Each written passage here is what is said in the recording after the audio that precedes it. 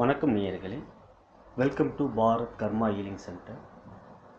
வருகின்ற தமிழ் புத்தாண்டில் பிறக்கவிருக்கின்ற ஏவிஎல்மி ஆண்டின் பலன்களை நாம் இப்பொழுது மிதுனராசி நேயர்களுக்காக காணவிருக்கின்றோம். பொதுவாக மிதுனராசி நேயர்கள் மற்றவர்களுக்காக உழைப்பவர்கள். தன்னலம் பெரிதென்று காணாமல் மற்றவரின் நலனை தன்னலம் என்று நினைக்கக்கூடியவர்கள் மிதுனராசி நேயர்கள். நண்பர்களுக்காகவும் உறவினருக்காகவும் குடும்பத்திற்காகவும் தன்னையே அர்ப்பணித்துக் கொள்ளும் பழக்கம் உடையவர்கள். பொதுவாக வெளிப்படையாக பேசும் தன்மை உடைய நீங்கள் எதையும் மனதில் வைத்துக் கொள்ள மாட்டீர்கள். மனதில் பட்டதை அவர்களிடம் வெளிப்படையாக சொல்லக்கூடிய நீங்கள் மிகவும் இரக்க குணம் உள்ளவர்கள். யார் உதவி என்று கேட்க வந்தாலும் தனக்கு இருக்கா அப்படின்னு கூட பார்க்காம அவர்களுக்கு நல்லம் செய்ய வேண்டும், உதவி செய்ய வேண்டும் என்று எதையும் பார்க்காமல் எந்த விதமான பிரதிபலனும் எதிர்பார்க்காமல் உடனடியாக அவருக்கு உதவக்கூடிய நீங்கள் இந்த ஆண்டு உங்களுடைய ஆண்டின் பொது பலனை முதலில் காணலாம். முதலில் நாம் இந்த ஆண்டில் நடக்கக்கூடிய முக்கிய 3 கிரக பெயர்ச்சிகளை காணவிருக்கின்றோம். முதலில் ராகு கேது பெயர்ச்சி. ராகு கேது பெயர்ச்சி என்பது உங்களுக்கு முதலில் வருகிறது. இது வருகின்ற ஜூலை மாதம் 27ஆம் தேதி ராகு அவர்கள் சிம்ம ராசியில் இருந்து கடக ராசிக்கு பெயர்ச்சி ஆகிறார். அதே சமயத்தில் கேது அவர்கள் கும்பராசியிலிருந்து மகர ராசிக்கு பெயர்ச்சி ஆகிறார். ராகுவும் கேதுவும் எப்பொழுதுமே கிளாக் வைஸாய் சுற்றாமல் ஆன்டி கிளாக் வைஸாய் சுற்றக்கூடியவர்கள், பின்னோக்கி சுற்றக்கூடியவர்கள். இருவரும் ஒரே சமசப்தமாக நேருக்கு நேர் எதிரே வலம் வந்து கொண்டிருக்கிறவர்கள். நிழல் கிரகம் என்று கூறுவார்கள் ராகு கேது, சொந்த வீடு இல்லாதவர்கள். இந்த ராகு கேதுவோடைய நட்சத்திரம் முக்கியமான நட்சத்திரமான திருவாதிரை நட்சத்திரம் இந்த ராசியிலே அமைக்கிறதால் ராகு எப்பயுமே இந்த ராசிக்கு ஒரு நட்புக்குரிய கிரகமாகவே விளங்குவார். இந்த ராகுவானவர் இதுவரை 3இல் இருந்து உங்களுக்கு நன்மை செய்து கொண்டிருந்தார். அவர் 2இல் பயிற்சி ஆகிறார். கேது அவர்கள் 9இல் இருந்து உங்களுக்கு நலம் வழங்கி கொண்டிருந்தவர் இப்பொழுது 8ஆம் இடத்துக்கு பயிற்சி ஆகிறார். இதன் பலன் பின்னர் பார்ப்போம். அடுத்த பயிற்சியாக இதுவரை 3இல் இருந்த ராகு அவர்கள் சிம்ம ராசியிலிருந்து 2ஆம் இடமான கடக ராசிக்கு, அதாவது உங்கள் ராசிக்கு 3ஆம் இடமான சிம்மத்தில் இருந்து நலம் வழங்கி கொண்டிருந்த ராகு அவர்கள் 2ஆம் இடமான கடக ராசிக்கு பயிற்சி ஆகிறார். அதே சமயத்தில் கேது அவர்கள் இதுவரை 9ஆம் இடமான மகர ராசியில் இருந்து நலம் பயணித்து கொண்டிருந்தவர்கள் 8ஆம் இடமான கும்பராசிக்கு பயிற்சி ஆகிறார். இதன் பலன்கள் நாம் பின்னர் காணலாம். குருவானவர்கள் இந்த ஆண்டு செப்டம்பர் மாதம் 2ஆம் தேதி கன்னி ராசியில் இருந்து துலாம் ராசிக்கு பயிற்சி ஆகிறார். இது உங்களுக்கு மிகுந்த உகுந்த இடமாகும்.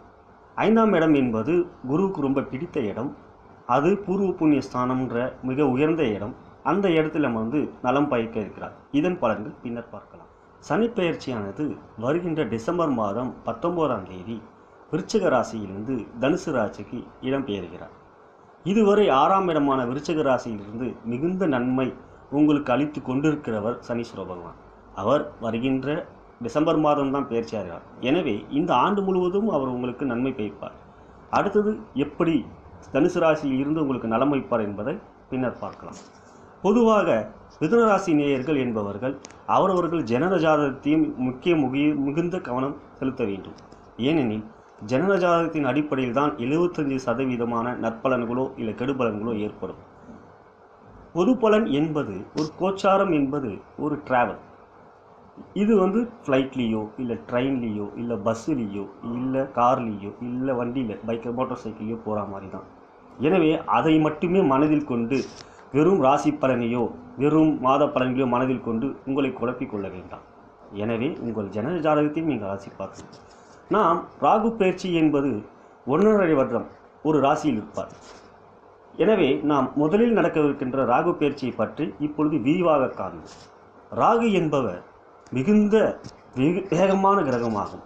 அவர் வீரியம் மிக்கவர். அவர் கொடுத்தால் யாராலும் தடுக்க முடியாது. ராகுவை போல் கொடுப்பாரில்லை, கேதுவை போல் கெடுப்பாரில்லை என்று ஜோதிடத்தில் ஒரு பழமொழியே உண்டு. எனவே ராகு அவர்கள் உங்களுக்கு 3ஆம் இடமான முயற்சி ஸ்தானம் தைரிய ஸ்தானத்தில் இருந்து சகல முயற்சிகளுக்கும் வெற்றியை கொடுத்து கொண்டிருக்கிறார். இவர் ஆகஸ்ட் மாதம் தான் பயிற்சி ஆகின்றார். இன்னும் 3 மாதம் இருக்கு. 2ஆம் இடமான குடும்பஸ்தானத்தில் ராகு பகவான் வருகின்ற பொழுது நீங்கள் ராகுக்கு சிறு தீர்த்திகள் பண்ண வேண்டும். அதாவது பரிகாரம் என்பது நாம் செலவு செய்து பரிகாரம் செய்ய வேண்டும் என்ற அவசியம் இல்லை. இறை வழிபாடு, கோவில்களில் விளக்கேற்றுவது, இல்லை வீட்டிலேயே விளக்கேற்றுவது, துர்கை அம்மனுக்கு பிரார்த்தனை செய்வது, விளக்கேற்றுவது, எலுமிச்சை விளக்கு மிக சிறந்த பரிகாரமாகும்.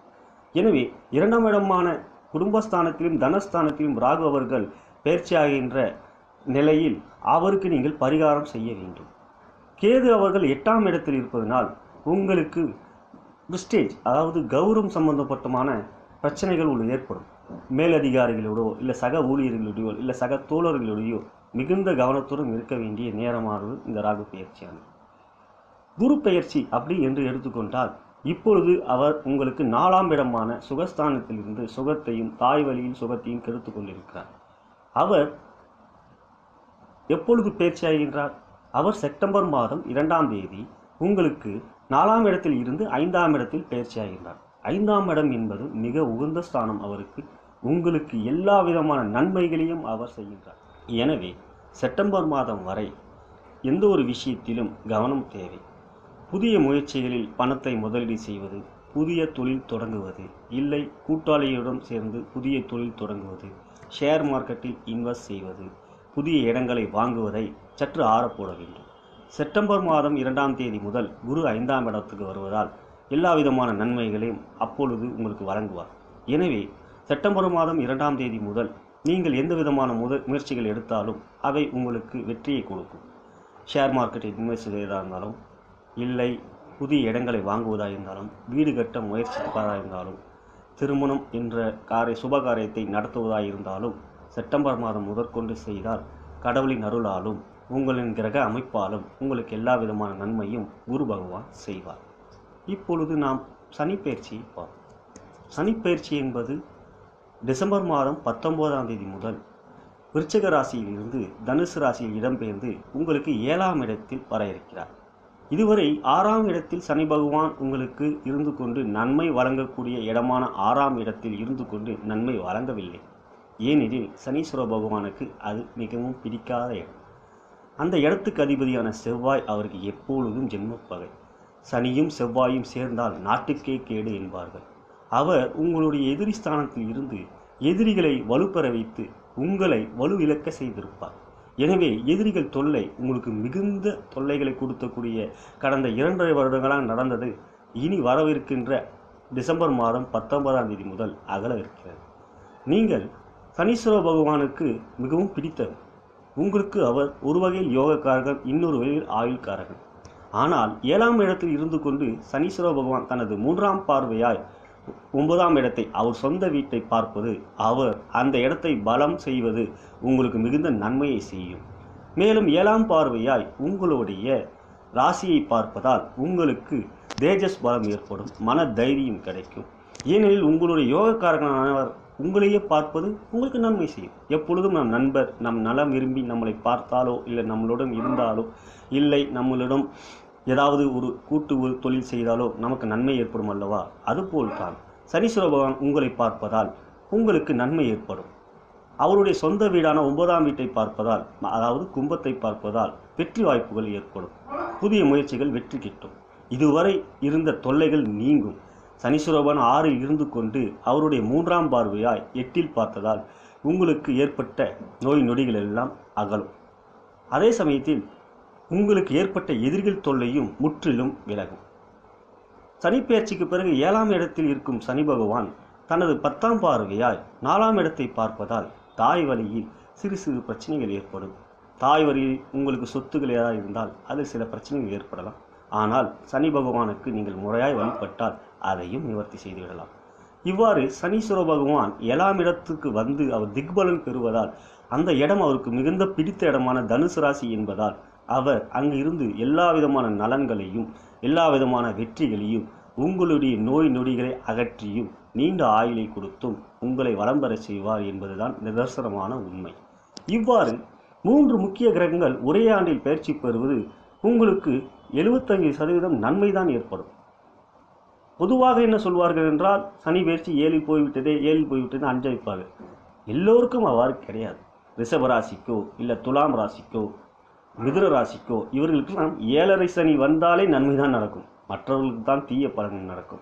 விருச்சிக ராசி நேயர்கள்லாம் ரொம்ப கஷ்டம். அவர் மாதிரி இல்லாமல் மிதுன ராசி நேயர்களை நீங்கள் ரொம்ப நற்பயன்களை சனி பகவான் அருளக்கூடியவர் உங்களுக்கு. இதுபோல் ராகு பகவானும் உங்களுக்கு மிகுந்த பிடித்த கிரகங்கள். அவருக்கும் உங்களை பிடிக்கும், உங்களுக்கும் அவர், அதாவது புதனுக்கு ராகுவை பிடிக்கும், ராகுக்கு புதனுக்கு. உங்கள் ராசியாதிபதி புதன், சனி, சுக்கிரன், ராகு இவர்களெல்லாம் ஒரு அணி. எனவே ராகு பெயர்ச்சி 2இல் வந்தாலும் நீங்கள் கவலைப்பட தேவையில்லை.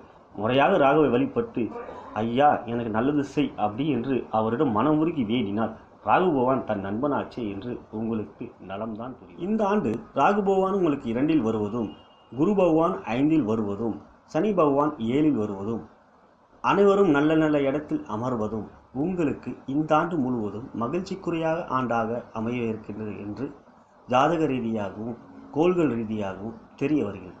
மகிழ்ச்சியாக இந்த ஆண்டை நீங்கள் கொண்டாடுவீர்கள். இப்பொழுது ஒவ்வொரு துறை ரீதியாக மிதுன ராசி அன்பர்களுக்கு எவ்வாறு பலன்கள் ஏற்பட இருக்கிறது நாம் காண்போம். முதலில் வியாபாரிகளுக்கு. வியாபாரி நண்பர்களே, போன ஆண்டு உங்களுக்கு எதிரிகளாலும் போட்டியாளர்களாலும் எவ்வாறு இடைஞ்சல்களும் எவ்வாறு தொல்லைகளும் ஏற்பட்டது என்பதை நாம் கண்டோம்.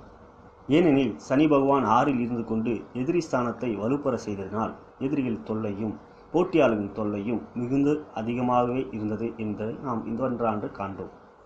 ஆனால் அதே போல் இந்த ஆண்டும் அமையுமோ என்று அச்சம் ஏற்பட வேண்டியது. குரு பெயர்ச்சி வருகிறது. அது 5ஆம் இடத்தில் பெயர்ச்சி ஆகிறார். குரு பெயர்ச்சி என்பது மிக முக்கியமான ஒரு பயிற்சியாகும். அது அவருக்கு உகுந்த இடமான 5ஆம் இடத்தில் ஏற்படுகிறது என்றால் உங்களுக்கு மிக நன்மை கொடுக்கக்கூடிய இடமான 5ஆம் இடம் என்பது பூர்வ புண்ணியஸ்தானம். அந்த இடத்தில் குருவானவர் சகல நன்மைகளையும் உங்களுக்கு வழங்குவார். குரு பெயர்ச்சி எப்படி ஏற்படுகிற நன்மைகளோ அதே போல் சனி பகவான் பெயர்ச்சியான டிசம்பர் மாதம் ஏற்படக்கூடிய பெயர்ச்சி நல்ல பெயர்ச்சியா என்று பார்த்தால் அது 7ஆம் இடம் என்று எடுத்துக்கொண்டாலும் அந்த இடம் அவருக்கு மிக பிடித்த இடம். மேலும் உங்களுடைய யோகாதிபதி என்பதனால் சனி பகவான் எல்லா விதமான நன்மைகளையும் உங்களுக்கு சொல்கிறார். மேலும் ராகு பெயர்ச்சியிலும் ராகுக்கு பிடித்த இடமான கடகராசியில் ஏற்படுவதனால் அதுவும் உங்களுக்கு சாதகமான சூழ்நிலைகளே தெரிவிக்கிறது. எனவே இந்த பெயர்ச்சிகளாம் ஏற்படுகின்ற வரை என்ன புதிய முயற்சிகள் செய்யலாம் என்றால், சனி பகவானும் சரியில்லை, குரு பகவானும் சரியில்லை, ராகு பகவான் மட்டும்தான் நன்மை கொடுக்கக்கூடிய இடத்தில் இருக்கிறார் என்பதனால் புதிய முயற்சிகளை கொஞ்சம் தள்ளி போடுவது நல்லது. இல்லை 1க்கு 3 முறை யோசித்து புதிய முயற்சிகளோ புதிய தொழில் தொடங்குவதோ இல்லை பணம் கொடுப்பதிலே வாங்குவதிலோ ஏற்படக்கூடிய சிக்கல்கள் ஏதாவது இருந்தால் அப்பொழுது நீங்கள் கவனமுடன் செயல்பட வேண்டும். எனவே வியாபாரி நண்பர்களே, புதிய முயற்சிகளை சற்று தள்ளி போட்டுவிட்டு குரு பெயர்ச்சிக்காக காத்திருக்கும்படி கேட்டுக்கொள்கிறேன். இனி உத்தியோகஸ்தருக்கான மிதுனராசி பலன்களை நாம் காண்போம். உத்தியோகஸ்தர்கள் 2 வகை. ஒன்று நான் ஐடி ஃபீல்ட், இன்னொன்று ஐடி ஃபீல்ட். நான் ஐடி ஃபீல்டில் இதுவரை உத்தியோகஸ்தர்களான ஆண்டு பலன்களை மிதுனராசி நேயர்களுக்கு காண்போம். இதுவரை என்னடா நாம் எதிர்பார்த்த ப்ரமோஷன் வரலையே அப்படின்னு 2 வகையான உத்தியோகஸ்தர்கள் இருக்காங்க. அவங்க எதிர்பார்த்துருந்தது கிடைக்கலையேன்னு வேதனைப்பட்டுக்கிட்டு இருக்காங்க. ஒரு உத்தியோகஸ்தர்கள் ஐடி ஃபீல்டில் இருக்கிறவங்க, இன்னொன்று உத்தியோகஸ்தர்கள் நான் ஐடி ஃபீல்டில் இருக்கிறவங்க. 2 பேருக்கும் பொது பலன் சொல்லலாம் அப்படின்னு பார்த்தீங்கன்னா 2 வகை இருக்குது. ஏன்னா ஒருத்தங்க ஃபாரின் போகணுன்னு எதிர்பார்ப்பாங்க, யாருன்னா ஐடி ஃபீல்டில் இருக்கவங்க. மற்ற வகையான உத்தியோகஸ்தர்கள் நிரந்தர வேலை வாய்ப்பில் தொல்லை இல்லாமல் இருந்தால் போதும்னு பார்ப்பாங்க. முதல்ல நான் ஐடி ஃபீல்டில் இருக்கிறவங்கள நம்ம காண்போம். என்னடா மேலதிகாரியோட ஒத்துழைப்பு இல்லை, எப்போ பார்த்தாலும் நம்ம வேலை பளு அதிகமாக கொடுத்து வேலைன்னு வேலை வாங்குறாருன்னு கவலைப்பட்டுக்கிட்டு இருக்கவங்களுக்கு இந்த குரு பயிற்சிக்கு பிறகு மேலதிகாரிகளோட நட்புறவு ஏற்படும், வேலை பளு குறையும். ஏனெனில் குரு பகவான் 4ஆம் இடத்தில் இருந்து உங்கள் சுகஸ்தானத்தை கெடுத்து கொண்டிருக்கிறார். அதிக மன அழுத்தம் கொண்டு கொடுப்பீர்கள் நீங்கள். இந்த ஆண்டு அதெல்லாம் மாற்றம் ஏற்பட இருக்கிறது. குரு பயிற்சியானது உங்களுக்கு நல்ல இடத்துக்கான 5ஆம் இடத்துக்கு வருவதனால் அதன் பிறகு உங்களுடைய உடல் நலத்தில் நல்ல முன்னேற்றம் ஏற்படும். ஏனெனில் 9ஆம் பார்வையாய் உங்கள் ராசியை அவர் பார்ப்பதினால் உங்கள் உடல் நலத்தில் இருந்த சிறு சிறு பிரச்சனைகள் நீங்கும். சனி பயிற்சியும் உங்களுக்கு 7ஆம் இடமான தனுசு ராசியில் ஏற்படுவதில் ஒரே ஒரு பிரச்சனை இருக்குது என்றால் குடும்பத்தில் சில சங்கடங்கள் ஏற்படும். அதை நீங்கள் தவிர்க்க வேண்டும். விட்டு கொடுக்கும் மனப்பான்மையை வளர்த்து கொள்ள வேண்டும். இது நான் ஐடி ஃபீல்டில் இருக்கிறவங்களுக்கு. ஐடி ஃபீல்டில் இருக்கிறவங்களுக்கு இனிமே தான் உங்களுக்கு அயல்நாட்டுக்கு போகக்கூடிய ஆப்பர்ச்சுனிட்டிலாம் ஈஸியாக கிடைக்கக்கூடிய வாய்ப்பு இருக்குது. அது குரு பயிற்சிக்கு பிறகு உங்களுக்கு ஈஸியாக கிடைக்கும். விசா ப்ராப்ளம்லாம் இருந்ததுன்னா அதெல்லாம் கூட குரு பயிற்சிக்கு பிறகு தீர்ந்துடும். உத்தியோகஸ்தர்களாக இருக்கிற நீங்கள் எப்பயுமே கொஞ்சம் கடின உழைப்பையும் கொடுக்கணும், விசுவாசத்தையும் காட்டணும். ஏன்னா நாளில் இருந்துக்கிட்டு லேசினஸாக நீங்கள் இருந்துகிட்டு இருப்பீங்க. அதெல்லாம் கொஞ்சம் இல்லாமல் உங்கள் சுகத்துக்கு மதிப்பு கொடுக்காம உழைப்புக்கும் கொஞ்சம் முக்கியத்துவம் கொடுத்தீங்கன்னா நீங்கள் எதிர்பார்க்குற அயல்நாட்டு ஆப்பர்ச்சுனிட்டி எல்லாம் ஈஸியாக உங்கள் கையில் கிடைக்கும். இனி நாம் மகளிருக்கான, அதாவது பெண்களுக்கான மிதுன ராசி பலன்களை, ஆண்டு பலன்களை நம்ம இப்போ காணலாம். இதில் 2 வகையாக நம்ம பார்த்துக்கலாம். ஒன்று திருமணமான பெண்கள், இன்னொன்று பார்த்தீங்கன்னா திருமணமாகாத, திருமணத்தை எதிர்நோக்கி இருக்கின்ற பெண்கள். திருமணமான பெண்களுக்கு இதுவரை உடல்நலில் பாதிப்பு இருந்திருக்கும். குடும்பத்திலே நிறைய வேலை பார்க்குறோம், வேலையும் செஞ்சுட்டு வீட்லேயும் வந்து வேலை செய்கிறோமே அப்படின்ற ஒரு எரிச்சல் ஏற்பட்டிருக்கும். இதெல்லாம் இனிமே நீங்கிடும். குரு பெயர்ச்சிக்கு அப்புறம் உங்களுக்கு எல்லா விதமான சுகங்களும் கிடைக்கும், நன்மைகளும் கிடைக்கும், பாராட்டும் கிடைக்கும். ஆனால் 7ஆம் இடத்துல சனி பகவான் டிசம்பர் மாதம் முதல் பயிற்சியாகினால் குடும்பத்தில் நீங்கள் கொஞ்சம் கவனத்தோடு அக்கறையோடு உங்களுடைய உழைப்புகளை நீங்கள் வந்து நல்ல முறையிலும் பாசத்தையும் காட்டினால் சிறு சிறு சச்சரவுகள் இல்லாமல் இனிமையாக போகும். இல்லை என்றால் நீங்கள் சிறு சிறு சச்சரவுகளை சந்திக்க வேண்டியிருக்கும். எனவே குரு பயிற்சியால் உங்களுக்கு நன்மை கிடைக்கும். அவருக்கு நீங்கள் எந்த பரிகாரமும் செய்யவில்லை, வேண்டாம், தேவையில்லை. ஆனால் சனி பகவானுக்கு நீங்கள் முறையாக சனிக்கிழமை தோறும் எண்ணெய் தேய்ச்சி குளிக்கணும். நல்ல எண்ணெய் தேய்ச்சி குளிச்சிங்கன்னா சனி பகவானுக்கு கெடுபலன் பாதி குறையும். மீதி பாதி குறையணும்னா காகங்களுக்கு எள் சாதம் வைக்கிறது, கோயிலில் போய் எள் விளக்கு ஏற்றுறது. வீட்டில் எள் விளக்கு ஏற்றாதீங்க, அது ரொம்ப தப்பு. கோயிலில் போய் எள் விளக்கு ஏற்றுங்க. சனீஸ்வர பகவானுக்கு வஸ்திரம் சாத்துங்க. ஊனமுற்றவர்களுக்கு உதவி செய்யுங்க, குஷ்டரோகிகளுக்கு உதவி செய்யுங்க. இதெல்லாம் வந்து சனி பகவானை குளிர்ச்சி அடைய செய்யும். சனி பகவான் என்னதான் உங்களுக்கு நட்புகாரகனாக இருந்தாலும் அவருக்கு வேண்டாத இடமான 7ஆம் இடத்துல போயிருக்கார். வேண்டாத இடம் 7ஆம் இடம்னா மற்ற இடத்துல இருந்தால் அது வேண்டாத இடம். தனுசு ராசியில் அவர் உட்காரதுனால அவருக்கு பிடிச்ச இடம். குருவோட வீட்டில் யார் உட்கார்ந்தாலும் புனிதமாயிடுவாங்க. இது குரு தனுசு ராசியில் இருக்கிறாரு, மீன ராசியில் இருக்கார். ஆனால் மீன ராசியோட தனுசு ராசி தான் அவருக்கு பிடிச்ச இடம். ஏன்னா அது வந்து அவருக்கு மூலத்திரிகோணம். அந்த மூலத்திரிகோணத்தில் திக்பலனோட சனீஸ்வர பகவான் உட்கார்றதுனாலையும் அவர் அங்கேருந்து 3ஆம் பார்வை அவங்களுடைய பாக்கியஸ்தானத்தை பார்க்கறதுனாலையும் நன்மைகள் தான் ஏற்படும். உங்களுடைய ராசியை அவர் 7ஆம் பார்வையாக பார்க்கறதுனால உங்களுக்கு உடல்நல பாதிப்பு, சோர்வு ஏற்படும். அதனால் குடும்பத்தில் கொஞ்சம் பிரச்சனைகள் வரலாம். எனவே நீங்கள் தக்க உடற்பயிற்சியும் நல்ல உணவுகளையும் எடுத்துக்கொண்டு உடல் தேகத்தை, ஆரோக்கியத்தை கொஞ்சம் பாதுகாத்து வந்தால் உடல் உழைப்பையும் கொடுக்கலாம், அன்பையும் கொடுக்கலாம், குடும்பத்தில் சுபமான நிகழ்ச்சியும் நடக்கும். இப்பொழுது திருமணம் ஆகாத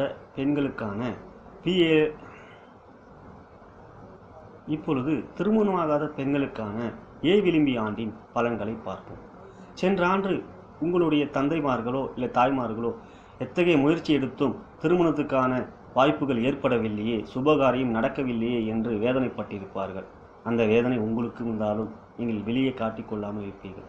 ஏனெனில் குருபலன் இல்லாத காரணத்தினால்தான் அத்தகைய சுபகாரியம் ஏற்படாமல் தடைப்பட்டிருக்கிறது.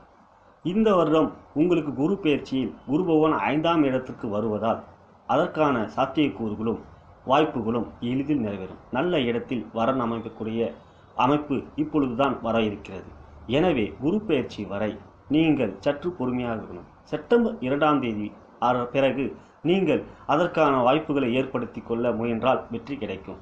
நீங்களோ இல்லை உங்கள் வீட்டில் இருக்கிறவர்களோ திருமண முயற்சி எடுத்தால் எளிதில் நிறைவேறும்.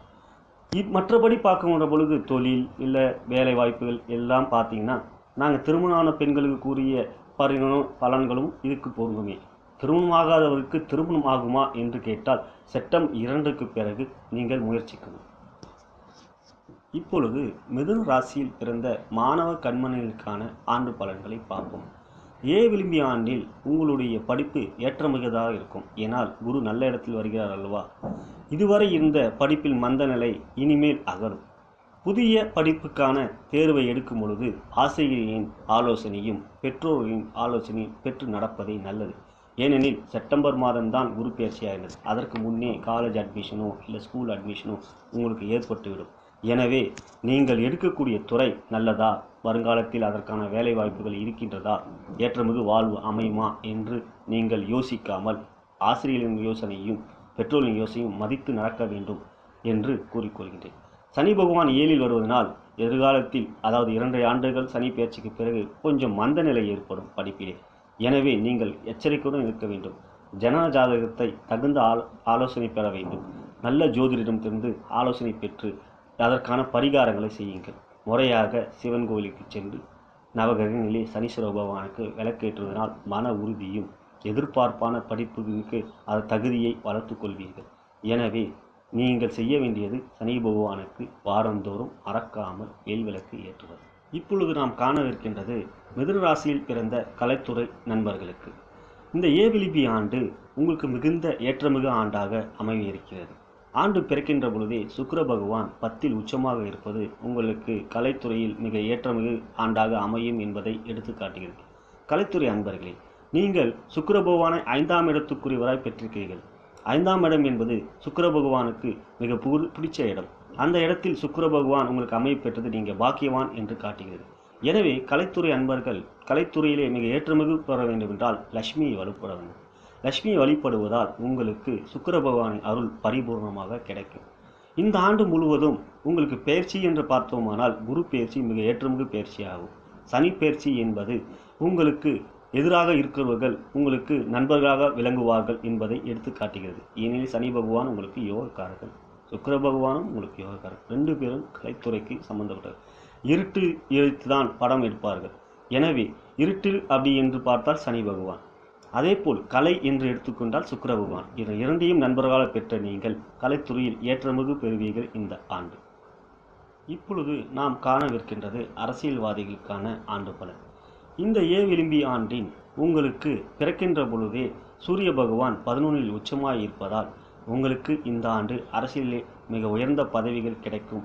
மிக உயர்ந்த வாய்ப்புகள் உங்களுக்கு அமையவிருக்கின்ற ஆண்டாகவே அமைகிறது.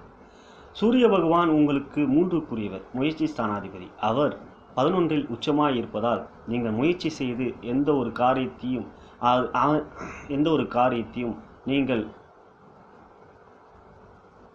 சூரியன் உச்சமாக முதலிருந்தே சூரியன் உச்சமாக இருப்பதால் அவர் உங்களுக்கு முயற்சி கொடுக்கின்ற வகையிலே மன உறுதியை கொடுப்பார். மன உறுதி இருப்பதால் நீங்கள் அதற்காக முயற்சிகளை வெகு விரைவில் அடையக்கூடிய ஒரு அத்தகைய அமைப்பு சூரியன் முதலிருந்து வராது. சூரியன் உச்சமாக இருப்பதால் அவர் முயற்சி ஸ்தானாதிபதி. எனவே நீங்கள் பதவிக்காக முயற்சி எடுத்தால் அவர் உங்களுக்கு வெற்றியை கொடுப்பார். ஞாயிற்றுக்கிழமை அன்று சூரிய பகவானை வழிபட்டால் உங்களுக்கு மன உறுதியை கொடுக்கும், முயற்சி எடுக்கக்கூடிய ஆற்றலை கொடுக்கும்.